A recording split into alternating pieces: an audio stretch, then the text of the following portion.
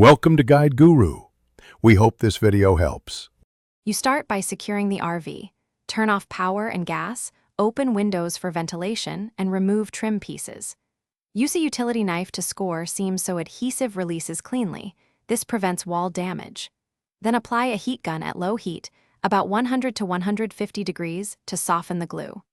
Once the paper yields, lift a corner and peel with a putty knife, pulling slowly in 6 to 12-inch sections. This reduces tearing and reveals the substrate you'll need to assess next.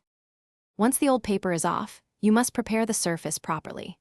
Remove adhesive residue using a compatible solvent, always testing an inconspicuous spot first to protect fiberglass or veneer. If you find gouges or soft spots, repair them with a marine-grade epoxy or filler and sand progressively from 120 to 220 grit for a flat finish. Then apply a bonding primer designed for RV substrates. This improves adhesion and prevents bleed-through. And you should allow you're ready to hang the new wallpaper.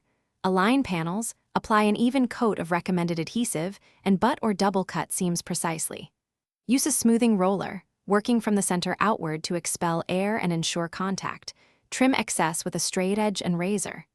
Reinstall trim and let the installation set for about 48 hours for full adhesive cure. If bubbles or lifts appear later, perforate small bubbles and smooth them. Once done, reheat stubborn spots and press firmly to rebond the material.